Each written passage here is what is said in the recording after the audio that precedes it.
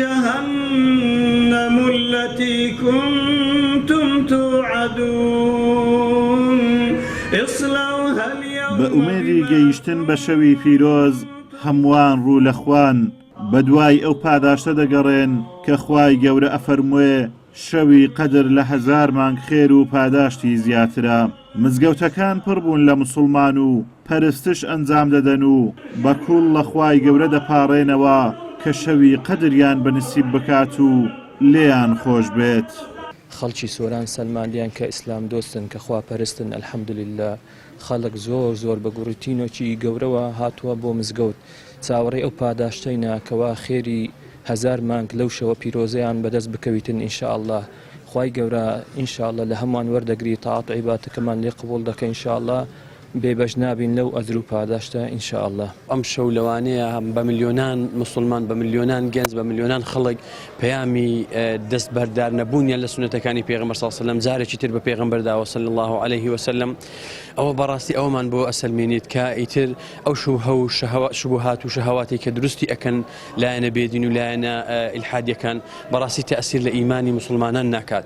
ئەومان بۆ ئەسەلمێنیت کە بەڕاستی هێشتا مسلمانان زیندون هێشتا مسلمانان ئەوداڵ و تینووی کەلیمەی لا ئیلاهە ئیلا الله محەممەد المستەفا و پەیامە پیرۆزەکەی پێغەمبەرن صلی الله علیه و سلم. بەڕاستی دڵم بەقەدەم دنیا خۆشەکە بن ئەم مزگەوتە پڕە لە خەڵکی یعنی دڵم زۆر خۆشە ئەمەدی منە بەڕاستی ئەمەیە جێگای دڵخۆشی بۆ ئێمە خوای گەورە لەو شەو پیرۆزە لە گوناحی هەموو لا خۆش بن ئینشاءالله ئەم ڕەمەزانەشە بێتە هۆی سەرجەم چارەسەری کێشەکان.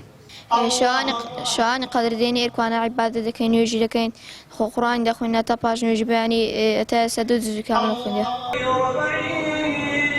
ساڵانە و لە 10 شەوی کۆتایی مانگی ڕەمەزان بە تایبەت لە شەوی 27 ڕەمەزان ژمارەیەکی زۆری مسلمانان لە مزگەوتەکان دەمێننەوە و تا کاتی پارشێ و سەرقاڵی پەرستش و نوێژ و زیکرەکان دەبن و ئەو سونەتە گەورەی پێغەمبەر صلی الله علیه و سلم بە زیندوی ڕادەگرن.